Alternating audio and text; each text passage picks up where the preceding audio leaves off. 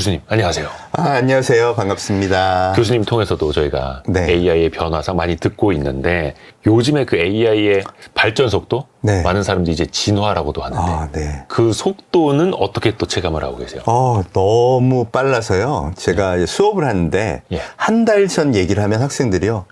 옛날 얘기 하시네? 한 달 전 거예요. 예. 그래서 사실 작년에 제가 AI 사피엔스라는 예. 책을 써서 그걸 교재로 수업도 하고 뭐 강연도 하고 했는데 그게 다 옛날 얘기가 돼버린 거예요. 그래서 할 수 없이 지난 1년간의 엄청난 변화를 담아서 다시 낸 책이 바로 최재봉의 글로벌 AI 트렌드입니다. 그 정도로 빠릅니다. 거의 한 1년 좀 안 돼도 구간이 돼버리는 시간. 맞습니다. 그 정도로 빠르다라는 거고 교수님도 AI 당연히 많이 쓰고 계시겠죠? 네, 많이 쓰고 있습니다. 어떻게 활용하고 계세요? 그 퍼플렉시티, 제미나이 이런 걸 통해 가지고 저하고 많은 이제 교감을 하게 되면 제가 어떤 사람인지를 인지를 해요. 그리고 저에 대해서 지가 조사를 막 합니다. 그래서 네네네. 이 사람이 이런 책을 냈구나, 이런 거에 관심이 많구나. 그래서 그것과 관련된 전문적인 의견들을 계속 물어보고 그걸 통해서 새로운 지식을 탐구하고 매일 아침 10시에 브리핑을 시킵니다. 내가 꼭 알아야 돼. 나 이런 사람인 거 너 알지? 예. 그럼 내가 알아야 되는 중요한 뉴스가 있거나 유튜브 채널이 있거나 뭐 하면 알려줘. 어제 뭐 중요한 행사 이벤트가 있었어. 그럼 알려줘. 최근에 뭐 CES 이제 가야 되는데 그거에 관련된 정보가 있으면 알려줘. 이런 것들을 미리미리 해놓으면 자기가 매일 아침마다 저한테 이제 보스를 하나 짜는 거죠. 뭐 알림해 맞습니다. 그렇게 해서 활용하면 아주 좋은 훌륭한 비서처럼 잘 쓰실 수가 있습니다. 이야, 매일 10시 되면 딱 그렇죠. 나만을 위한 맞춤형 뉴스가 시작되는 거네요. 네, 나는 이러이러한 경제 관련 뉴스를 하는 기자야. 네. 이렇게 다 두고 내가 관심 있는 건 이런 거니까 관련된 AI 뉴스 좀 알려줘. 뭐 관련된 정치 뉴스 알려줘. 뭐 이런 것들을 얘기를 하시면 걔가 취합을 해서 매일 아침 이제 브리핑을 해주죠. 그럼 이제 거기서 더 궁금한 이슈가 있으면 더 따라 들어가고 이렇게 한 30분에서 1시간 정도 학습을 좀 하고 있습니다. 매일요. 네. 2026년이 또 어떤 한 해가 될까 이제 많이들 생각을 하게 되는데 되돌아서 보면 네. 구글의 알파고가 네. 이세돌 구단하고 이제 바둑으로 맞붙었던 네, 게 맞습니다. 2016년이더라고요. 맞습니다. 딱 10년 전 아닙니까? 맞습니다. 그때 이제 다보스 포럼에서 제4차 산업혁명 얘기도 처음 시작됐고요. 그래서 그때 혁명이 온다. 방송이면 오면 난리가 났었죠. 네. 그런데 별일이 없었죠. 그때 당시는 그렇습니다. 네. 이벤트로 끝났었죠. 맞습니다. 바둑만 잘 두네 뭐. 그다음에 이제 나온 게 뭐 실이다, 빅스비다 여러 가지가 나왔지만 네. 특별하게 잘하는 건 없구나라는 게 그때까지의 이제 결론이었죠. 그런데 사실 그 이후에 10년이라기보다는 그 뒷단에 한 3년? 맞습니다. 속도가 엄청났던 거죠. 맞습니다. 그 빅뱅이 2022년 11월 30일 예. 바로 챗 GPT의 출시라고 할 수 있습니다.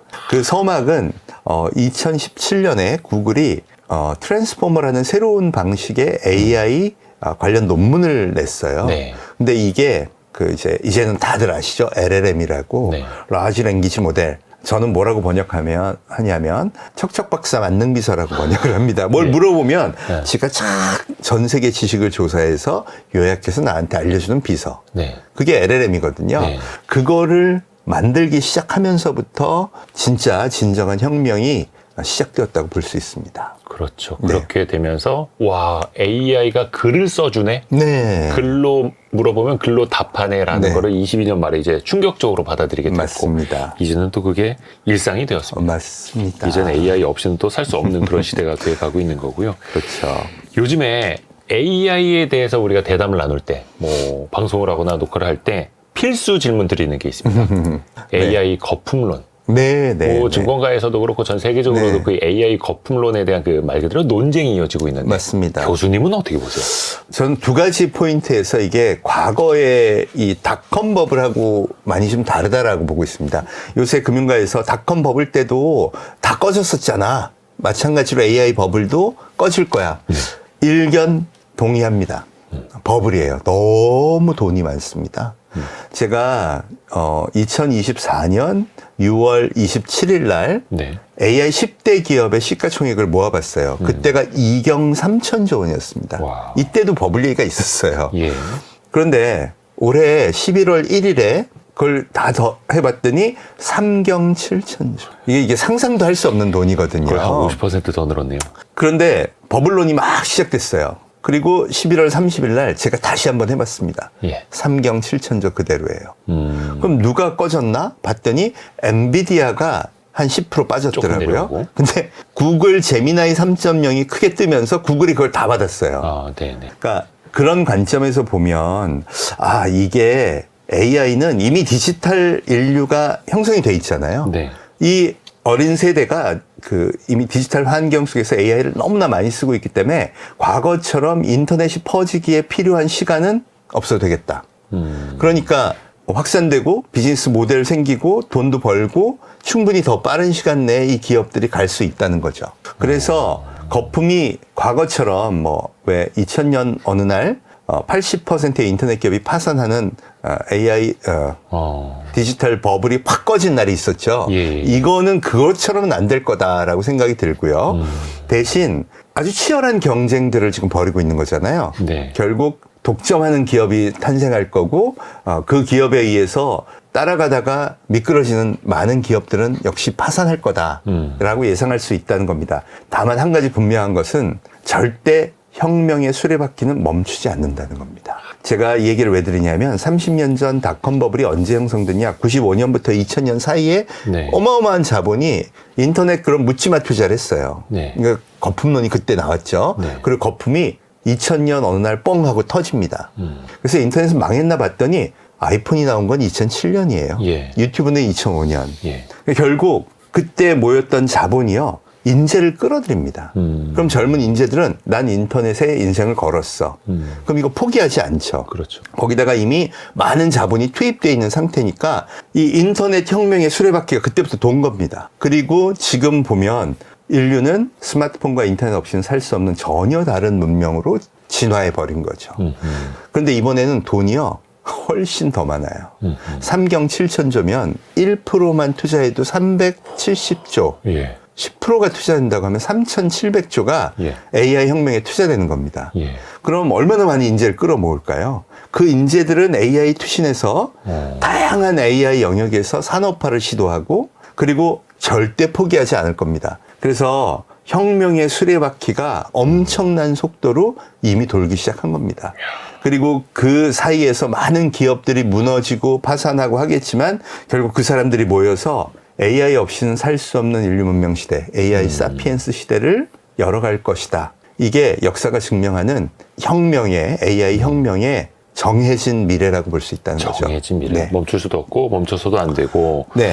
이 AI를 인프라라고 표현하시는 분들이 많은데 어떻게 생각해 보면 이미 인터넷이라는 거, PC, 모바일까지 모든 인프라가 깔려 있기 때문에 그럼요. AI는 그냥 그 위에서 달리기만 하면 되는 거예요. 맞습니다. 과거에 인터넷이나 또 PC나 스마트폰이나 처음에 사용하는데 너무 어려워들 했잖아요. 배워야 했죠. 그러니까 예. 뭘 세팅을 해라, 뭐를 그렇죠. 해라, 뭐를 깔아라, 무슨 뭐 보안 예. 앱을 설치해라. 이건 그게 없잖아요. 말로 하면 되니까. 왜냐하면 이미 디지털로 거의 다 됐어요. 그래서 사람들이 익숙한데 거기에 이 AI가 내가 시키는 것을 마치 사람처럼 해주는 역량으로 전환을 해버렸으니 인류가 이걸 빠른 속도로 쓰는 데는 큰 부담이 없게 되는 거죠. 문제는 그럼 이게 과연 효율적이냐 아니냐에 그것만 남은 겁니다. 네. 그런데 뭐 이미 뭐 LLM을 통해서도 다 봤지만 우리가 글을 쓰고 그림을 그리고 이제 로봇도 움직이고 자율주행도 하고 이게 진짜 전부 다 실현이 된다고 하면 어마어마한 인류 삶의 변화가 당연히 예측될 수밖에 없는 거고요. 그거에 필요한 엄청난 자본은 이미 모였고 그 자본이 혁명의 수레바퀴를 빠르게 돌리고 있다는 겁니다. 여기 우리가 탑승하느냐 아니면 도태되느냐 이게 어떻게 보면 숙제로 남은 거죠. 혁명의 수레바퀴를 최소한 따라가기라도 해야 될 텐데요. 일단 네. 자본과 인재는 출발을 했습니다. 맞습니다. 출발했습니다. 이제 일상 속으로 들어가서 보면 네. 사실 이게 나의 효율성을 높이는 일이기도 하지만 네. 나의 또 직장을 없앨 수도 있는 일이기도 합니다. 맞습니다. 일자리도 AI가 많이 이제 대체할 수 있다라고 하는데 네. 득실을 따져보면 어떨까요? 좀 긍정적인 효과와 또 부정적인 효과도 있을 것 같고요. 뭐 저는 그냥 지금 예를 들어 대한민국의 표준 세계관의 관점에서 보면 부정적인 게 훨씬 많죠. 많은 일자리가 사라질 수밖에 없는 게 현실이에요. 네. 그러니까 인류 입장에서 보면 야 그러면 우리 다 대동단결해서 안 가야 되는 거 아닌가? 라고 하는데 역사를 아주 짧게 뒤돌아봐도 스마트폰이 등장하고 또 인류의 삶이 바뀌는 가운데에서 이걸 어느 누구도 포기하지 않았다는 겁니다. 데이터를 보면요 이렇습니다. 옛날에는 우리 마트 가서 물건 사고 다 했잖아요. 네. 이번에 홈플러스 막 문 닫고 폐쇄한다 그러고 어렵다 그러니까 사람들이 되게 안타까워하죠. 예. 이게 기본 심리예요. 우리 사회의 심리. 아주 안 없어졌으면 좋겠다. 네. 근데 이미 손은 무의식 중에 온라인으로 쇼핑을 하고 있죠. 네. 왜 그런가 봤더니 이게 유발 하라리가 쓴 사피엔스의 답이 나와 있더라고요. 인류는 이 지구상에서 단 한 번도 우리가 생존에 유리하다라고 생각되는 그 선택을 안 한 적이 없습니다. 7만 년 사피엔스 역사에 야 가지마. 이거는 지금 시스템을 보호하기 위해서는 규제로 막아야 돼. 이런 게 한 번도 생존한 적이 없습니다. 과거로 되돌아가지 않았다는 거죠. 맞습니다. 우리가 구한말에 봉건 사회를 지키기 위해서 쇄국 정책으로 그렇게 난리를 쳤지만 결국은 보편적 인류 문명에 쓸려 나갔죠.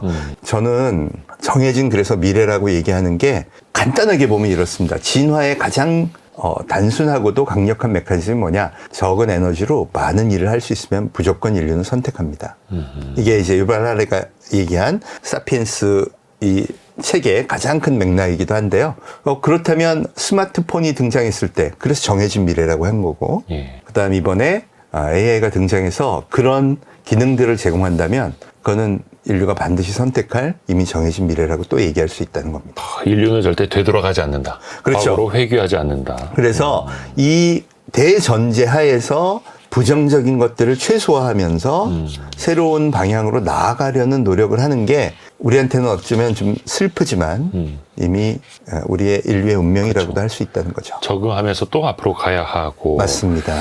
이게 산업적으로도 그렇고 이미 일상생활에 많이 들어와 있잖아요. 네. 산업적으로 이걸 정말로 잘 AI로 활용을 해서 또 혁신을 이뤄내는 이제 성공 사례들이 많이 나올 것 같거든요. 맞습니다. 대표적인 것 몇 가지만 좀 알려주세요. 지금 AI 시대를 이끌어가는 기업으로 팔란티어라는 데가 있는데요. 네. 팔란티어가 AI 에이전트 사업을 많이 합니다. AI 에이전트가 좀 섬뜩한 거지만 사람이 하던 일을 대체하는 거죠. 말 그대로 비서처럼. 네. 그래서 마운트 시나이라는 뉴욕에 아주 거대한 병원이 하나 있습니다. 예. 여기 환자가 1년에 한 500만 명 온다고 해요. 근데 그 중에 환자 500만 명에 대해서 치료가 끝나고 나면 그걸 이제 보험회사에 청구해서 돈을 받는 그렇죠. 겁니다. 예. 그 중에 10에서 15%는 이거는 과잉진료야. 그러면서 거절을 당한대요. 우리도 이제 그런 사례가 그렇죠. 많죠. 그런데 이걸 사람들이 다 분석해서 과잉진료인지 아닌지 판단을 하고 아닌 경우에는 반박 메일을 쓰고 이런 서류 작업을 했겠죠. 그건 팀이 존재하는 겁니다. 왜냐?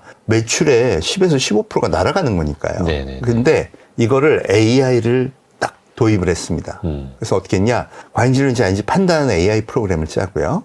그다음 메일이 보험사에서 오면 이건 과잉진료여서 못 줍니다. 그럼 그걸 읽어요. 그런 다음 이게 과잉진료인지 아닌지 스스로 판단을 합니다. 그런 다음 LLM을 통해서 메일을 자기가 작성을 하죠. 그리고 지가 보내요. 이렇게 되니까 한 병원의 팀이 운영하던 것들을 전부 자동으로 대체하게 되고 부수적인 효과가 뭐냐. 첫째는 인건비가 한 $10,000,000 절약을 했고요. 예. 그 이후에 더 큰 경영 효과가 뭐였냐면 많은 의사분들이 처방을 내리기 전에 네. AI한테 물어보는 겁니다. 야, 이게 과잉진료야 아니야? 아하. 원래 자존심이 있기 때문에 절대 안 물어보거든요, 의사들이. 그쵸. 그런데 AI한테는 자존심 상할 일이 없잖아요. 내가 물어본 그렇죠. 걸 몰래, 지가 몰래. 아는 것도 예, 아니고. 그러니까 보편적 의사들이 내는 처방에 대해서 자기도 궁금하고 하니까 그걸 물어보는 거예요. 그러면 당연히 과잉진료가 더 줄겠죠. 경영 효과 개선이 더블업이 되는 겁니다. 그래서 이런 사례가 또 많고요. 그다음이 이제 텔레마케터입니다. 예. 이 보통 전화해서 여보세요 막 이런 것들이 많았잖아요. 예. 근데 이거를 특히 우리 소위 말하는 MZ세대 예. 디지털 세대들은 사람하고 통화하는 거 싫어하잖아요. 전화 잘 안 받죠. 그렇죠. 근데 이게 AI가 대체되면서 AI한테는 막 물어보고 막 할 수 있는 게 형성이 된 겁니다. 옛날에는 왜 뭐 서비스 챗봇이라 그래서 되게 단순한 것만 했는데 네. 이제 지능이 발달하고 또 학습된 양이 많아지니까 실제 사람과 거의 유사할 정도 수준의 이 상담이나 또 계약이나 이런 것들을 할 수 있게 되니까 이게 또 엄청난 인원을 대체하는 효과를 가져오게 되는 겁니다. 더군다나 24시간 상담이 가능하죠. 그렇죠. 예, 이거는 어떻게 보면 마케팅 입장에서는 굉장히 혁신적인 거라고 할 수 있습니다. 요즘에 그 콜센터의 퀄리티가 되게 좋아졌더라고요. 사실 이게 AI를 도입한다라고 했을 때 한 2, 3년 전까지만 하더라도 굉장히 답답했거든요. 맞습니다. 잘 못 알아듣고 아니면 딱 정형화된 것만 패턴을 찾아가는 거였는데 맞습니다. 요즘에는 그 AI 콜센터가 굉장히 잘 돼 있습니다. 맞습니다. 그 언어의 그 자기가 파악한 능력, 해석 능력 이런 것들이 LLM을 통해서 급격하게 상승했기 때문에 네. 그거에 대한 답변이나 서비스 능력도 당연히 상승하게 되는 거죠. 근데 또 생각해보면 그 콜센터가 다 사람이 앉아있던 자리, 맞습니다. 전화기, 이거 헤드셋으로 인간이 다 하던 자리인데요, 또. 그렇죠. 옛날에 왜 버스 안내양 하고 비슷한 그런 식으로 점점 사라져가는 일자리 중에 하나가 될 거라고 생각합니다. 그것도 이제 피할 수 없는 길이기도 하고요. 네. 그 AI 기술로 인해서 뭐 산업 현장도 우리 일상도 많이 바뀌고는 있습니다만 네. 특히 앞으로 네. 이 AI 기술로 가장 큰 변화를 겪을 분야는 어딜 보고 계세요, 교수님은? 이거는 저도 공감하는 내용이지만 2024년에 예. 노벨 물리학상을 수상하신 인공지능의 아버지 제프리 힌튼 교수님이 네. 딱 지목하신 두 영역인데요. 하나가 교육, 하나가 의료 서비스입니다. 그래서 교육은 생각해보면 그렇죠. 만약에 AI 과외 선생님이 있다고 한번 생각을 해보세요. 네. 보통 이제 우리 중학생 딱 올라가면 수학을 배우는데 인수분해 잘 모르겠잖아요. 그러면 나 잘 모르겠어. 그러면 뭐 부모님이 학원도 보내주고 과외 선생님도 붙여주고 하는데 네. 그래도 잘 모르면 우리 한국 학생들의 특징 중에 하나가 질문을 안 해요. 자존심이 세서. 몰라도 그냥 모르고 넘어가죠. 그러다 보면 더 이상 공부를 안 하는데 AI 과외 선생님이라고 생각해 보세요. 그러면 내가 자존심 상할 게 없죠. 예. 얘가 막 영상을 갖다 주고 나한테 학습하라고 해주고 가는데 그래도 모르겠어. 그럼 뭐라고 하면 되냐면요. 야, 너 그렇게밖에 못 가르치냐? 좀 잘 좀 해봐. 그럼 얘가 주인님 그럼 더 열심히 한번 찾아보겠습니다. 더 쉬운 영상, 더 좋은 방법으로 열심히 가르쳐 줄 거예요. 그런데 지금까지 만들어진 그 AI의 지능이 어느 정도냐? 스탠포드 박사학위 소지자 정도 된다고 해요. 그러면 이 사람이 나한테 예. 과외 선생님으로 붙어 있다는 게 얼마나 기가 막힌 일이에요. 예. 더군다나 24시간 지원 태세를 갖추고 있고요. 월 과외비는 3만 원. 괜찮죠. 그 뭐 AI 서비스 유료 비용. 그렇죠. 네. 그러니까 어떤 분은 그래요. 근데 내가 질문을 하면 답변 수준이 되게 낮던데 왜 그런 걸까요? 수준에 맞춰주는 겁니다. 수준 낮은 질문을 질문 했기 수준에 때문에. 맞춰주는 거예요. 그러니까 네. 중학생한테도 맞춰주고 초등학생한테도 맞춰주고 예를 들어 나는 난 곤충이 너무 좋은데 곤충학자가 되고 싶으면 뭘 해야 되지? 이런 거를 시도 때도 없이 다 설명을 해줘요. 거기다가 질문하는 걸 두려워하는 아이들한테 언제든지 친구처럼 좋은 조언을 해줄 수 있으니까 이만한 선생님이 없는 거죠. 공학도 되고 싶은 사람이 다 최재분 교수님 만나서 말씀을 들을 수 있는 건 아닌데 그렇죠. 최재분 교수님 정도의 학식을 가진 인공지능이 무제한으로 설명해 줄 수 있다.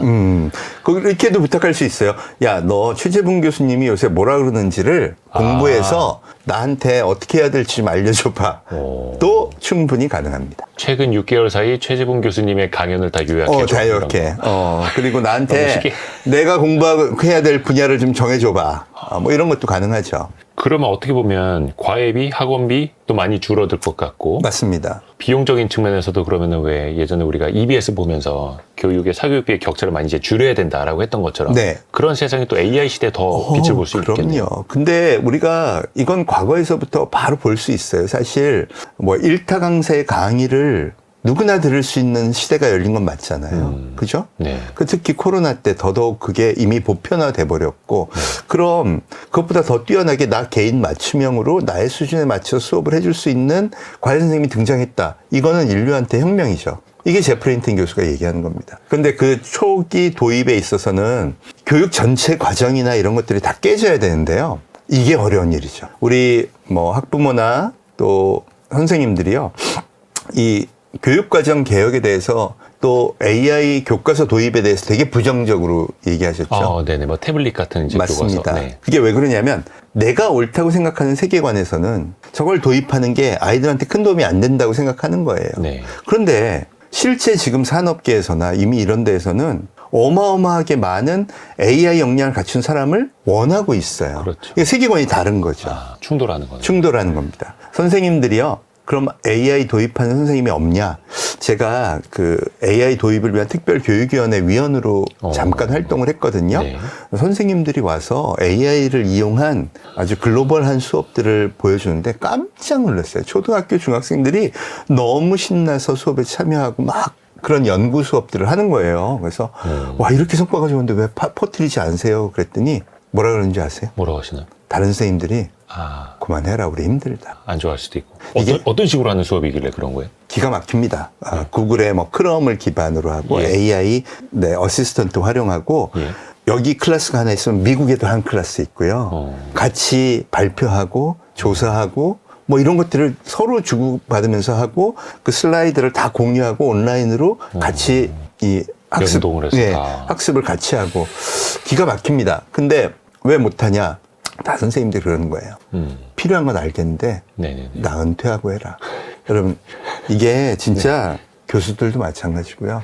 어떠세요? 방송국은 안 그럴까요? 다 변해가겠죠. 아니, 근데 저는 얼마 전에 본 그 충격적인 영상에 이런 게 있었어요. 미국의 어떤 대학교에서 교수님이 AI로 녹음해서 워딩하고 AI로 축약해서 이제 노트북을 쓰는 학생들한테 막 소리를 지르는 거야. 내 수업을 무시하느냐. 내가 교수인데 내 앞에서 어떻게 노트북 다 치워라. 막 이런 식으로. 아, 근데 그게 과연 시대에 맞나 싶기도 하고요. 그럼요. 안 맞죠. 네. 그러니까 뭐가 필요할까? 저는 그걸 우리가 이제 고민해야 되는 세대가 됐다고 생각합니다. 우리 책임이 AI를 잘 활용해서 그 다음에 문명을 이끌어갈 그런 인재들을 키워주는 거거든요. 그럼 생각할 때 그 어마어마하게 우리 인류가 축적했던 지식들을 빠르게 습득해서 새로운 생각이나 체계를 펼쳐갈 수 있는 그런 생각할 시간을 오히려 더 많이 주는 인류를 교육하는 게 더 맞지 않을까. 그리고 거기에서 진짜 필요한 건 뭔지를 찾아내야 하는데 그게 아주 쉽지 않습니다. 그걸 우리 사회에서 강렬하게 보여줬던 게 얼마 전에 네. AI로 숙제하는 것 때문에 문제되고 AI로 컨닝하는 것 때문에 문제되고 맞아요. 그랬잖아요. 예. 저는 그게 참 답답했어요. 예. 아니 AI한테 물어봐서 금방 나올 수 있는 걸 왜 숙제로 내줘야 되죠? 아하. 그렇잖아요. 그렇네요. 예. 이제 그런 것들은 좀 정리하고 커리큘럼을 개혁해야 된다. 그런데 여전히 언론에서는 뭐가 궁금했냐면 각 대학 교수님들한테 저도 전화를 받았지만 네. 아니 AI로 숙제하는 건 어떻게 잡아내세요?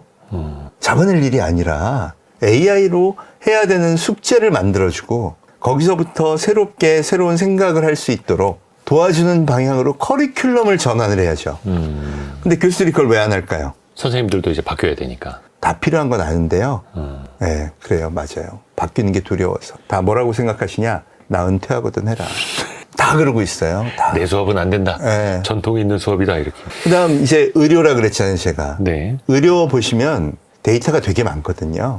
특히 우리나라는 전 세계에서 의료 데이터가 제일 많은 나라입니다. 데이터를 학습하면 당연히 진단력이 올라갑니다. 이미 네. 마이크로소프트가 작년에 AI 진단 시스템을 개발을 했어요. 네. 그리고 1년 동안 스탠포드 대학에서 테스트를 했습니다. 근데 정확도가 얘가 88%, 같은 비교군의 의사가 73%로 나왔어요. 네. 그럼 훨씬 잘하잖아요. 예. 이거 그러니까 이제 도입하면 훨씬 더 유리해지는 거고 그렇죠. AI가 무서운 게 뭐냐면 계속 학습량이 늘어날수록 더 똑똑해지는 거예요. 네. 더군다나 실수도 안 하죠. 그럼 우리가 오진 때문에 고생하는 게 얼마나 많아. 이런 거 다 줄일 수 있다는 겁니다. 그런데 우리나라에 그래서 이 의사 선생님들이요. AI 관한 연구를 엄청 많이 합니다. 근데 투자는 어디다 하느냐? 미국에다 하죠. 왜? 우리나라는 안 될 것 같잖아요. 규제 때문에요. 그렇죠. 또 어떤 기득권의 반발일 수도 아니, 있고. 이번에 보셨잖아요. 정원 한 명도 못 늘려. 예, 그러면 다 무슨 얘기냐면 의사 선생님도 알고 있는 거예요. AI가 바꾸긴 하겠는데 그게 도입될라라는 미국이지 우리는 아니다. 다 필요한 거 알아요. 그래서 어떻게 준비하느냐? 연구하고 공부하고 개발하고 미국에 투자하고. 우리나라 서학개미가 왜 3배가 되는 줄 아세요? 다 보니까 예. 우리 은퇴할 때까지 돈은 절대 규제로 막아갖고 일자리는 지켜야 돼. 그럼 어른들이 돈을 벌죠. 그럼 어떻게 될까요? 그 돈은. 가만 보니까 공부 조금만 하면 AI 도입해서 새로운 혁신을 만들어가는 나라에 유리하겠네. 그렇죠. 이게 사실 우리만 그런 게 아니고요. 전 세계 투자자들이 다 그렇습니다. 그래서 사상 처음으로 한때 미국의 증시가 전 세계 증시의 50%를 처음으로 넘겼죠. 예. 유럽 없죠. 유럽 없습니다. 세계 30위권에 겨우 한 기업이 있어요. 그게 뭔지 아세요? 유럽 넘버원. 명품 회사요. 루이비통 그룹입니다. 그러니까 무섭진 않죠. 부럽긴 해도 무섭진 않잖아요. 네네네.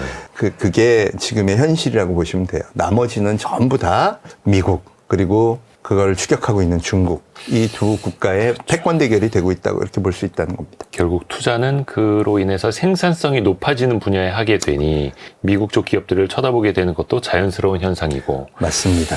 다만 이제 우리 입장에서는 어떻게 해야 될 것인가. 의료 서비스도 사실은 이제 기득권의 반발을 어떻게 충돌하지 않으면서 진입할 것인가도 고민을 해야 되겠고. 그래서 어떤 분들은 그런 말씀 하시더라고요. 왜 우리나라도 뭐 CT 사진이나 이런 거 판별하는 거 AI 서비스 국내 기업들도 많이 있거든요. 그럼요. 상장사들도 꽤 네, 있고. 루닛이라는 기업도 있고요. 네. 그래서 그거를 의사들을 대체한다라고 하지 말고 주도권을 의사가 확실히 쥐되 의사를 보조해주는 형식으로 조금씩 진입을 하는 게 훨씬 더 현명할 거다. 그러니까 저도 예. 이렇게 생각해 보면 충분히 어떤 공간이 있어요. 근데 지금은요, 이거 보세요. 뭐 우리 우버도 불법이죠. 에어비앤비 불법이죠. 이런 이제 게 제한된 영역에서. 사회에 팽배해 있어요. 이거를 해소하는 데는 굉장히 오랜 시간이 걸릴 거라고 저는 보고요. 그게 무슨 뭐 정치인들이 어느 순간 이렇게 해서 될 문제가 아니라 전 세계가, 그리고 우리 대한민국 국민이 전부 AI를 좀 공부해서 야, 이거는 진짜 피할 수 없는 혁명이다라는 공감대가 형성됐을 때 같이 움직일 수 있는 거고, 그럼 야, 그전에는 뭘 해야 돼? 가만히 손 놓고 기다려야 돼? 그게 아니라 각자 열심히 AI 공부를 해야 된다는 겁니다. 결국 세계관이 바뀌어야 되거든요. 세상을 세계관. 바라보는데, 예를 들면 딱 30년 전으로 돌아가서 스마트폰과 인터넷이 세상을 바꿀 거야 라고 생각한 쪽이 생존에 유리했던 거 맞죠? 그렇죠. 똑같은 관점으로 그럼 AI에 대해서도 지금 너무 야, 안 될 거야, 안 될 거야라고 생각하기보다는 야, 된다고 생각하면 내가 어떤 준비를 해야 될까를 고민하고 하루 30분씩 좀 투자를 하면 그럼 많은 게 좀 달라질 가능성이 크다고 봅니다. 그래서 그게 공통적으로 형성이 됐을 때 사회 전체가 합의해서 야, AI 도입 우리가 앞서가 보자. 세계에서 의료 데이터가 제일 많다는데 AI 닥터 개발하고 뭐 하는 거를 다 해서 우리가 전 세계 인류의 뭔가 좀 트렌드를 바꾸는 새로운 도전을 시작해 보면 어떻겠느냐. 이거는 상당히 많은 그 합의가 필요한데, 그러기 위해서는 국민 전체가 함께 레벨업하는 게 좀 필요하지 않을까, 저는 이렇게 생각을 합니다.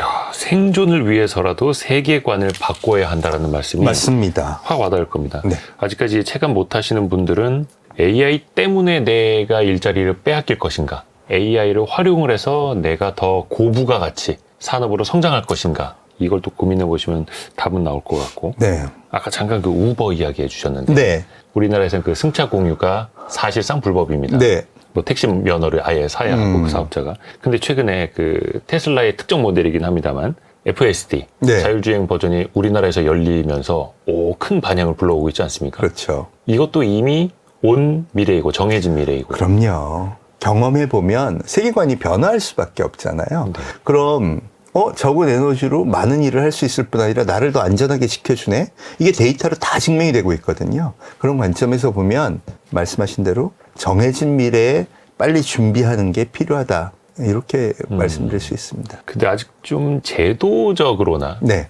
또 뭐 사고 났을 때 어떻게 할 것인가, 책임 소재에 대해서도 불분명한 것도 사실 아닙니까? 이게 또 이거 체계를 만들어 가야죠. 그렇죠. 그래서 예를 들면 우리나라에 지금 허용된 거는 감독형 FSD입니다. 그러니까 자율주행 2단계 정도로만. 그건 아니고요. 네. 4단계를 하는데 운전자가 반드시 앞을 보고 있어야 됩니다. 4단계를 할지라도. 네. 딴짓을 하면 얘가 경보를 막 울리고 딴짓을 5번 정도 하잖아요. 그럼 해제돼 버립니다. 네. 몇 분 동안 못 쓰게 만들어요. 예. 이게 감독형이고요. 아하. 네. 미국은 이제 무감독형을 이제 하고 있죠. 무감독형은 네 맘대로 하세요예요. 네, 근데 이 데이터를 보면 이게 이제 출시된 지 한 4년 정도 됐다고 하는데 예. 사람이 개입하지 않고 운전하는 그 거리가 계속 늘어납니다. 아하, 이게 그렇죠. 이게 무서운 게 뭐냐면 계속 학습량이 늘어나고 LLM도 똑똑해지잖아요. 네. 예. 이 테슬라의 AI가 엄청 똑똑해진다는 얘기는 들으셨죠? 네, 그럼요. 그게 똑똑해질수록 얘는 운전을 더 잘하게 됩니다. 결국 이렇게 학습을 많이 하면 사람보다 더 잘하게 되는 거죠. 그런데 우리는 왜 그러면 그런 얘기들을 그렇게 좋아할까요? 데이터나 과학보다는 관념적 논쟁을 좋아하는 습성이 남아있어서 그래요. 이게 조선시대부터 그랬죠. 근데 데이터를 볼까요? 작년에만 뭐 FSD는 차치하더라도 네. 완전 무인 택시 서비스 구글 웨이모를 네. 미국에서 1,100만 명이 타봤습니다. 1,100만 명이 타보면요. 좀 바뀌지 않을까요? 그죠? 네. 중국은 우한이라는 도시에서 무인 택시 400대가 도입이 됐죠. 네. 그 1년 있다 데이터가 나왔어요. 데이터가 나왔는데 뭐 중국의 데이터를 꼭 확신하는 건 아니지만 네. 얘네가 1,000대로 늘렸어요. 근데 부정적인 건 뭐였냐? 택시 기사의 수입이 20%가 줄었답니다. 네네. 이 400대면 우한 택시 전체 1.7%밖에 안 되는데 요금이 3분의 1이거든요. 아하. 그럴 거 아니에요? 예. 또 하나는 사고율입니다. 인간 기사의 14분의 1. 오히려 더 안전하다고. 네. 이미 FSD도 인간보다 훨씬 사고를 안 낸다고 증명이 됐거든요. 데이터로 벌써 그렇게 나오고 있습니다. 근데 우리는 데이터보다는 뭐? 야, 그걸 누가 책임질 거야? 감독형이면 똑같습니다. 운전자가 책임을 지는 거니까 우리나라에 도입이 가능한 거고요. 이미. 무감독형이면 누가 할 거야? 아니, 그거는 제조사. 무감독형이라도 제조사든 뭐 네. 어디든 몇 대 몇으로 해서 새로운 시대로 가야죠. 사실 자동차 보험도 없던 시대가 있었는데요. 그죠? 근데 우리는 맨날 그런 관념적 논쟁에 머물고 있는데 시청 앞에서 13분 한꺼번에 돌아가신 사고 있었죠. 급발진 사고요. 예. 예. 또 뭐 이렇게 페달 5조작이었죠. 그렇죠. 또 그분도 뭐라 그러냐면 내가 브레이크인 줄 알고 엑셀을 밟은 거다. 어느 인간이요 그런 실수로부터 자유로울까요? 더군다나 내가 뭐 갑자기 스트로크가 왔어요. 아. 쓰러져. 예. 이런 것으로부터 절대 해방될 수 없어요. 인간이 그게 과학적 한계죠. 그걸 그렇죠. 극복하기 위한 여러 기술적 수단들이 개발되고 있는데 우리만 그 논쟁에 막혀서 심지어 테스트 허가도 안 내준다.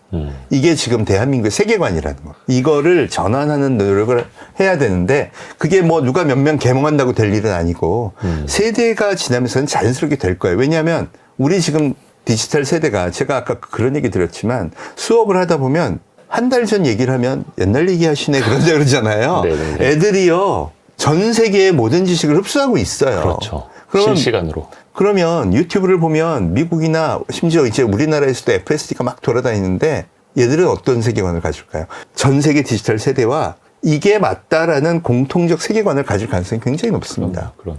그죠? 테슬라에 투자하는 서학개미가 그렇게 많은데 그럼요. 국내에서는 FSD를 금지한다. 이게 사실은 좀 앞뒤가 안 맞고. 그렇죠. 이게 어떻게 보면 그래서 지금 이 소위 말하는 기성세대가 너무 고착화된 세계관으로 이 디지털 세대를 옥죄고 있는 형국이라고 볼 수도 있습니다. 빨리 그 생각, 구조, 네. 세계관을 바꿔야 한다. 왜 SF 영화 보면 그런 장면들 꼭 나옵니다. 자율주행 네. 자동차인데 네. 사람이 직접 운전하려고 하면 네. 사람이 운전하는 거 위험합니다. 설마 직접 운전하시려고요? 막 이런 그렇죠. 식으로 네. 되물어보고 네. 그런 시대가 이제 오고 하고 있다는 거. 맞습니다. 이게 생각해보면 왜 어릴 적에 교과서에 나오는 왜 방망이 깎는 노인이라는 소설도 있습니다만 네. 공작기계가 훨씬 더 정밀하게 깎는 시대가 이미 온 것처럼 이미 온 거죠. 자율주행도 마찬가지일 테고 네. 이미 그게 또 데이터로도 네. 나타나고 있는 거고 피지컬 AI 하면 당연히 나오는 게 이제 자율주행 차량이 그렇고 네. 또 휴머노이드 로봇 이야기 안 나올 수 없거든요. 맞습니다. 로봇에 대해서도 교수님 어떻게 관심 많으세요? 관심 많죠. 원래 기계 네, 하셨으니까 네, 네, 네. 기계공학을 네. 하셨으니까 요즘 나오는 그 휴머노이드 로봇은 어떻게 보세요? 이 피지컬 AI라고 불리게 된 계기가 뭐냐면요. 예. 두 가지 뜻인데 아주 쉽게는 피지컬, 물리잖아요. 네. 물건 위에 AI가 올라갔다. 그럼 자율주행 휴머노이드가 쉽게 이해가 가시죠. 그렇죠. 근데 얘들이 그걸 학습하려면 또 하나의 피지컬한 공간이 필요하죠. 이거를 디지털 안에 만든 거예요. 이걸 뭐라고 부르냐? 디지털 쌍둥이, 디지털 트윈이라고 부릅니다. 그럼 자율주행도 어떻게 학습하느냐? 영상을요. 예를 들어 50억 킬로미터의 영상을 테슬라가 학습시킨 거예요. 예. 그래서 그럼 AI는 뭐 하냐? LLM으로 코딩을 하는 겁니다. 그럼 어떤 현상이 벌어지냐? 모든 상황에 대해서 대처할 수 있는 자율주행 프로그램이 짜지는 거예요. 네. 인간은 요렇게 짜야지 저렇게 짜야지 할 거 아니에요. 네. 이게 다 되고 나니까 테슬라가 어떻게 했냐. 하면서 봐. 로봇도 해보자. 사람이 움직이는 영상을 찍어요. 네. 그런 다음 얘를 디지털 공간으로 데려갑니다. 똑같은 공간에서 로봇하고 사람을 매치시키면 사람이 움직인 관절의 움직임으로 로봇의 관절 움직임을 다 흉내낼 수 있죠. 얘를 AI가 프로그래밍 하는 겁니다. 그래서 이때부터 휴머노이드가 급발진을 하면서 발전하기 시작하는 거예요. 그래서 테슬라가 LLM의 성능이 올라가고 로봇의 메커니즘을 이 디지털 공간에서 학습시킬 수 있으면서 빠르게 성능이 개선되고 있는 거고요. 그래서 3년 안에 진짜 가사 도우미 휴머노이드를 만들 수 있다고 자신하는 겁니다. 지금 현재는 테슬라 공장에서 약 100대가 일하고 있다 그러죠. 네. 네. 충분히 이미 현실적으로 가능한 걸 증명하고 있는 겁니다. 학습도 훨씬 더 빨라지고 있고 효율적으로 가르치고 있고 그 로봇을 그 최근에 네. 보면은 옵티머스 봇도 그렇고 뭐 중국의 로봇들도 그렇고 사람처럼 걷고 네. 사람처럼 춤추고 하는 것 네. 보면은 이제 뭐 기가 막히더라고요. 맞습니다. 그래서 어떤 전시회에서는 저 로봇 속에 사람이 있는 거 아니냐 열어봐라 라고 할 정도로 네, 맞습니다. 그런 시대가 됐습니다. 그러니까 그걸 하려면 옛날에는 어려웠던 게 뭐냐면 뇌도 인공적인 뇌 그걸 학습하는 뇌도 되게 중요했지만 로봇이 움직이는 메커니즘이 되게 중요했거든요. 근데 이게 되게 어렵습니다. 그러겠죠. 중국 같은 경우는요 부품 회사 키우는 데만 100조를 투입했어요. 생각해 보세요. 로봇은 아직 한 대도 안 팔리죠. 예. 그런데 부품 회사는 있어야겠죠. 예. 그래서 정부가 돈을 줄 테니까 부품을 만들어라. 그래서 로봇의 중요한 뭐 액추에이터, 모터 이런 것들을 전부 다 만든 거예요. 그게 45만 개입니다. 그럼 이 회사들은 이제 100조를 받았어요. 근데도 아직 매출 없죠. 네. 그럼 이 부품 회사로부터 그 부품을 받아서 로봇을 제조하는 소위 말하는 휴머노이드 회사는 몇 개냐? 중국에 100개. 미국에도 뭐 한 50개 정도는 되고요. 자, 이런 회사들은 그 부품을 받아서 만들고는 있지만 아직도 매출 없죠. 네. 올해 양산 공장을 착공한다 그래요. 네네. 네. 그럼 내년 아니면 내후년에 이제 비로소 로봇들이 나오기 시작하는 겁니다. 이 순환 체계를 돌 동안에 돈이 얼마가 들어갈까요? 최소 500조입니다. 자, 5년간 네. 개발만 하고 500조가 들어가요. 그런데 매출은 없어. 네. 그걸 아무도 못하죠. 그럼요. 그럼 언제 할 수 있냐? 3경 7천조가 모이면 할 수 있죠. 아까 미국 AI 한다는 그 기업들의 시가총액 합. 근데 그 기업들이 다 그렇죠. 예를 들어서 이제 테슬라가 네. 2,200조예요. 네. 1% 쓰면 22조입니다. 대한민국 올해 과학기술 총 예산 37조, 35조. 젠슨 황이 휴머노이드 진심이다. 난 내 지분도 투자하겠다. 예. 젠슨 황이 1% 투자하면 65조입니다. 예. 야. 보통 그래서 제가 물어봐요. 삼성전자 CEO 하셨던 분한테 보통 기업이 전체 시가총액의 몇 프로까지를 자기 신사업에 투자합니까? 그랬더니 10%는 한대요. 그럼 얼마인 줄 아세요? 650조입니다. 네. 대한민국 1년 예산을 난 휴머노이드에 진심으로 쓰겠다. 이게 젠순왕의 메시지예요. 그럼 이 기업들이 그거 하는데 다 안 쓰겠어요? 테슬라 하죠? 젠순왕 하죠? 뭐 현대자동차, 보스턴 다이나믹스 있죠? 인수했고. 또 오픈 AI 피규어에 투자해서 하고 있죠? 중국은요. 중국대로 또 100조 또 들어가죠. 예. 이 혁명은 그래서 결코 멈추지 않는 수레바퀴라고 얘기할 수 있다는 겁니다. 사실 그 분야도 또 엄청나게 빠르게 또 성장을 하고 있고 그럼요. 3년 안에 가사 도우미 휴머노이드 로봇을 만들어서 공급하겠다. 이미 미국적 기업들은요. 2026년부터 순차 발송한다는 예약 그 받고 있는 기업들도 있더라고요. 맞습니다. 휴머노이드 로봇을 네, 특히 이제 맞습니다. 가정용으로 쓸 수 네, 있는 것들. 네. 교수님은 사고 싶으세요? 당연히 뭐 보편화되면 쓰고 싶죠. 왜 그러냐면요. 얘가 웬만한 거는 잘한다고 보시면 돼요. 예를 들어 우리 집에 와서 학습을 해요. 네. 요거 재밌는 사례가 있는데 네. 젠슨 황이 올해 발표한 그 소프트웨어가 코스모스하고 옵티머스라는 게 있습니다. 네. 이거는 이렇게 생각하시면 되는데 우리가 아파트를 지을 때 모델하우스를 짓잖아요. 네. 그러면 젠슨 황이 그런 거예요. 모델하우스에서 요리하고 라면 끓이고 커피 끓이고 설거지하고 이 청소하고 하는 거는 전부 영상으로만 찍으세요. 그리고 우리 엔비디아에 보내주세요. 그 다음에 그 모델하우스하고 똑같은 걸 제가 아까 디지털 트윈이라고 네, 그랬죠. 네. 엔비디아의 옴니버스라는 소프트웨어에 만들어주세요. 그럼 끝. 그럼 아무 로봇을 선택해요. 옵티머스를 선택하든 뭐 보스턴 다이나믹스 아틀라스를 선택하든 그러면 코스모스라는 소프트웨어에서 그 영상을 보고 이 로봇을 그 디지털 트윈에서 훈련시켜 준다는 거예요. 이게 엄청나게 많은 컴퓨터가 들어갑니다. 그러니까 미국 안 갔다 와도. 안 갔다 와도. 네. 그럼 그 디지털 공간에서 막 학습을 하고 나면 네. 그 다음에 최종 테스트는 이 로봇이 진짜 피지컬 로봇이 모델하우스에 와서 잘하는지 테스트만 하면 되는 거예요. 그럼 보통 모델하우스 짓고 입주하는데 2년 걸리죠. 네, 아파트까지. 네, 그 시간에 다 학습하는 거죠. 학습이 끝나고 나면 손잡고 입주해라. 그러면 쓸만하겠죠. 그게 지금 젠슨왕이 꾸는 꿈이에요. 그럼 그런 주택에 이미 모델하우스 만들어서 테슬라도 그렇고 다들 테스트하고 있거든요. 그럼 그게 완성이 되고 나면 예를 들어서 미국의 가장 큰 그 노인들의 꿈이 뭐냐면 혼자 살게 되었을 때 요양원에 안 가겠다. 나한테 밥이라도 아침에 지어줄 수 있고 나 화장실 갈 때 부축도 좀 해줄 수 있고 뭐 그 정도 서비스만 하고 그다음에 내가 예를 들어 야구를 너무 좋아했어요. 그럼 프로야구를 같이 보면서 야, 저 선수 나 좋아했는데 같이 응원하고 같이 욕해줄 사람. 그다음에 뭐 그때 나 삼성 라이온즈가 우승할 때 그 장면 보고 싶어. 그러면 탁 틀어주기도 하고. 이런 친구가 있으면 얼마나 좋겠어요? 그러니까 그런 것이 지금 일론 머스크가 꾸고 있는 꿈이고, 그걸 늦어도 2030년까지는 상당 부분 실용화하겠다. 그럼 어느 부분에서는 조금 미흡할 수 있더라도 사람들이 앞으로 한 5년간 AI하고 친숙해졌을 때에는 그 정도 비용은 낼 거다. 지금 얘기하는 게 얼마냐 하면, 로봇 가격은 35,000불? 네. 그 다음, 뭐, 이걸 렌탈로 하면은 한 달에 한 60만 원 정도?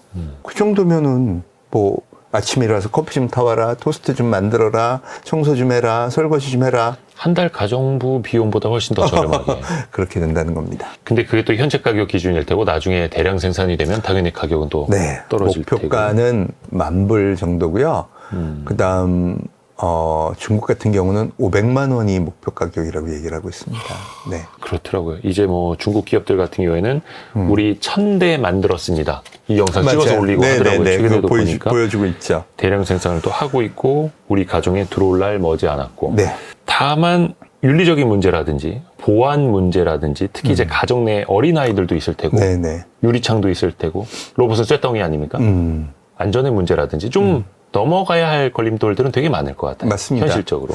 네, 맞습니다. 여러 문제점들이 또 불거지면서 해결점을 찾아가겠죠. 네. 특히 또 하나 걱정되는 게 사실 이게 방위산업, 방산 측면이나 군사 분야에서 보면 로봇과 AI를 활용하는 게 훨씬 더 효율적일 것 같으나 네. 실제 전장에서 네. 군인이 전투 로봇을 마주치게 된다면 와, 이거는 상상 이상으로 무서울 것 같거든요. 맞습니다. 전쟁의 양상도 이제 바뀌고 있지 않습니까? 이미 뭐 우리가 드론이라고 이름 불렀지만 그 로봇이죠. 네. 우크라이나 러시아 전쟁 때 이미 엄청나게 네. 그 드론의 역할이 커졌다는 거 증명했고요. 그리고 이 전방 그 탐험 나가는 선발대로 로봇들이 이미 다 실전 그렇죠. 배치됐어요. 중국 같은 경우는 아예 분대 앞에 선봉에 로봇 전투견이 이 기관총 메고 나가는 걸 아예 공개를 했습니다. 그러니까 그 등짝에 네. 로봇 등짝에 총을 매달아놨죠. 맞습니다. 실사격하는 것까지 다 보여줬고요. 그것도 자동 조준해서. 그렇죠. 그러면 이제 지뢰 탐사도 하고 앞에 있는 그 적들이 숨어 있는지 매복했는지 얘가 보니까 그럼 인간 입장에서는 굉장히 안전한 거죠. 거기다 위에는 드론 뜨고요. 같은 편이라면. 네. 그게 같은 편일 때 말이죠. 상대편이라면 그 열화상 카메라 탐지해갖고 와서. 그러니까요. 이번에 그 대만 상륙 작전 때 이미 실전 배치해서 쓰고 있는 걸 보여줬어요. 훈련할 때. 훈련으로. 네. 근데 생각해보세요. 중국의 이 제조 능력을 감안할 때 100만 대는 금방이거든요. 서해안에 100만 대가 밀려온다. 하늘에는 새까맣게 100만 대의 자폭 드론이 몰려온다. 이게 시나리오로 상정이 되고 나면 대응책이 필요할까요? 안 필요할까요?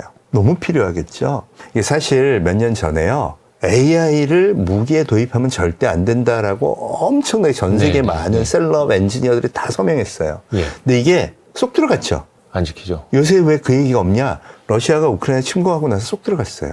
특히 이때 우크라이나다가 당연히 밀리지 않겠어요? 근데 이 전세를 뒤집어진 기업이 누구냐? 팔란티어라는 기업입니다. 그렇죠. 고담이라는 시스템으로 전 세계에 있는 정보를 모아서 지금 러시아는 어디에 모여있고 집결되어 있고 어떤 작전을 하는지를 파악해주는 AI 시스템이에요. 네. 그리고 얘하고 연동된 게 바로 드론들입니다. 이 드론을 가지고 러시아의 그 공격을 펼치면서 전세가 뒤집어져서 지금 이렇게 장기전으로 간 것이 아니었으면 초기에 끝났어요. 근데 이걸 미국이 다 이제 이해를 했잖아요. 그러면 어떻게 될까요? 이게 앞으로의 전장을 바꾸는 핵심이다. 그래서 이 AI 시스템을 기반으로 모든 무기를 연결하는 시스템을 지금 미국이 개발 중에 있습니다. 그래야 중국이 지금 저렇게 만들어서 나오는 거에 대해 대응할 수 있게 되는 거죠. 중국도 러시아한테 드론을 엄청 제공했거든요. 네. 그리고 성능이 아주 훌륭하다는 것까지 다 증명을 했어요. 그럼 결국 그 방어 체계를 만드는, 이게 그래서 방위산업이잖아요. 네. 이 방어 체계를 만드는 우리나라 입장에서도 굉장히 중요해진 거죠. 앞으로는 AI가 통제하는 시스템에 따라 무기들이 다 연동되고 그거에 따라 움직이고 작전도 그걸 기반으로 간다. 이미 그 계획은 다 수립돼 있고요. 이제 생산하는 일만 남은 건데 미국이 지금 다급해졌어요. 왜냐? 그동안은 뭐 보잉이라든가 뭐 대기업을 중심으로 전투기, 뭐 항공모함, 잠수함 이렇게 대형 무기들을 중심으로 편제를 만들어 왔는데 조그만 드론들은 어떻게 만들지? 이런 것들이 굉장히 다 힘들어진 거예요. 그러면 그걸 할 때가 필요하죠. 네. 그럼 그 스타트업들을 많이 만들고 있는데 문제는 뭐냐? 여전히 대규모 생산 능력은 딸리는 겁니다. 그러네요. 그럼 누가 협력할까요? 제조 역량이 있는 나라. 대한민국. 예, 그래서 지금 대한민국의 그 제조 역량은 또 방위산업의 역량은 이미 뭐 러시아 우크라이나 전쟁이나 국지전이나 이런 걸 통해서 다 검증이 됐어요. 그런데 거기에다가 AI를 붙일 수 있고 뭐 반도체가 투입된 무기 체계를 개발할 수 있고 할 수 있는 나라를 보니까 우리하고 중국밖에 없네. 이번에 나토가 얼마나 취약한지를 다 증명했잖아요. 네. 그리고 일본도 없고요. 그럼 한국하고 협력해야겠네. 그래서 한국이 지금 이 미국과 방산 협력이 굉장히 많아지고 있습니다. 이게 우리한테는 되게 좋은 기회인 게요. 방산의 특징이 돈 받고 개발하는 거잖아요. 네네네. 거기다 미국이 AI 시스템을 다 얹어줘야 돼요. 네. 그래야 자기네 무기하고 통합체계를 가져갈 수 있으니까. 덕분에 우리는 AI 역량을 돈 받고 키울 수 있게 되는 거죠. 그래서 제조업의 혁신을 이걸 통해 만들게 되면 그다음 이제 상용화 버전으로 가서 더 많은 이 피지컬 AI 제품들을 생산할 수 있는 역량이 생기게 되는 거죠. 어떻게 보면 또 위기이자 기회가 맞습니다. 왔을 수 있는 거네요. 네. 그래서 사실 우리나라가 이제 앞에서도 최대봉 교수님께서 뭐 우리 일상에 들어와 있는 AI, 네. 교육, 의료, 또 자율주행, 휴머노이드 로봇 같은 피지컬 AI, 또 군사적인 측면도 이제 입체적으로 이야기를 해주셨는데, 사실 우리는 어떻게 보면 이제 출발선에 섰다라는 생각도 네. 들거든요. 가야 할 길이 멀기도 맞습니다. 하고. 저희가 오늘 읽어본 책은요, 최재붕의 글로벌 AI 트렌드라는 책인데, 많은 이야기를 나눴습니다만, 이 책을 관통하는 핵심 구절 하나를 교수님께 직접 좀 낭독을 좀 부탁드리려고 하거든요. 네. 제가 마지막 페이지에 있는 네. 한 구절을 뽑았습니다. 이런 거대한 도전은 단지 경제적 성과에 그치지 않습니다. 다음 세대에게 세상에 없던 일을 만들어낼 수 있다는 정신적 유산이 됩니다. 청년들이 도전적 세계관을 품고 글로벌 무대에 나설 수 있도록 하는 것, 그것이야말로 우리가 후대에 물려줄 가장 값진 선물입니다. 기술 자체가 아니라 네. 경제적 성과뿐만 아니라 정신적인 유산까지 말씀하셨어요. 어떤 의미로 이걸 마지막에 꼽아주셨나요? 사실 저는 항상 생각나는 게 김구 선생님이 우리가 진짜 갖고 싶은 건 무기가 강한 나라.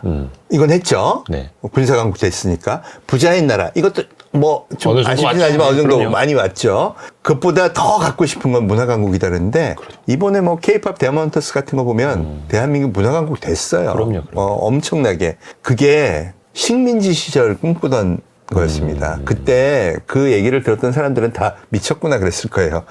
망한 나라에서 무슨 소리냐. 근데 그때 꿈을 꾸지 않았으면 안 됐겠죠. 저는요, 이런 얘기를 합니다. 학생들한테. 야, 휴머노이드는 누가 될까? 미국이 만든 휴머노이드는 보면 약간 일론 머스크 닮았고 건방져서 집에 데리고 있기엔 좀 부담스럽지 않냐? 중국산 휴머노이드는 왠지 불안해. 뭐 내 정보 빼갈 것 같고, 뭐 사고도 칠 것 같고. 그럼 미국 사람도 유럽 사람도 어떤 휴머노이드가 집에 있으면 좋을까?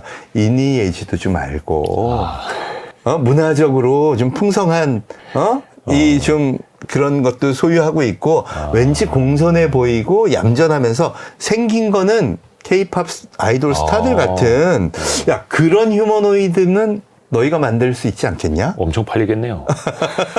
그래서 제가 그런 얘기를 합니다. 우리 미친 꿈을 꾸자. 애플과 또 테슬라 같은 기업 너희는 할 수 있다. 대한민국 어른들은 그동안 너희 부모님들은 전 세계를 쫓아가서 세계가 부러워하는 뭐 제조 기업들을 만들었지만 쫓아가는 게 아니라 너희는 앞서가는 K-팝 데모넌스터스의 팬덤과 우리가 지금까지 만든 이런 스마트폰. 스마트폰 합하면 애플보다 나은 거 만들 수 있지 않을까? K-팝 데모넌스터스의 팬덤과 새로운 휴머노이드를 만든다고 하면 우리의 이 기술력과 팬덤이 합하면 세계가 열공하는 휴머노이드는 너희가 만들 수 있지 않을까? 이렇게 얘기를 합니다. 가능성 있죠. 네. 스토리 괜찮잖아요. 그럼 학생들이 댓글을 달아요. 저 선생님이 미쳤나 보다. 네. 사실 근데 그런 꿈을 또 아무나 꿀 수 있는 것도 아니고. 맞습니다. 근데 그런데 다만 그 중에서 나오겠죠. 김구 선생님이 꾸셨던 것처럼 그렇죠. 네, 오래 미친 꿈을 걸리더라도. 꿔야 또 그걸 실현할 수 있고 대한민국이 사실 팩트를 체크해 보면 지난 30년간 미친 꿈을 가장 많이 현실로 만든 나라가 맞습니다. 그게 대한민국 어른들의 엄청난 뭐 그 파워를 보여준 거죠. 그럼 그 다음 세대한테 이런 유산을 안겨줘야 되지 않을까요? 제가 쓰고 싶었던 얘기가 바로 그 구절이었습니다. 군사 강국, 경제 강국, 문화 강국, 또 그 사이에 인터넷 강국이라는 말도 있었고, 맞습니다. 이제는 AI 강국으로 나아가는 대한민국의 모습을 또 기대해 보겠습니다. 자, 오늘은 최재붕의 글로벌 AI 트렌드라는 책을 성균관대학교 최재붕 교수와 함께 읽어봤습니다. 말씀 고맙습니다. 네, 감사합니다. 감사합니다.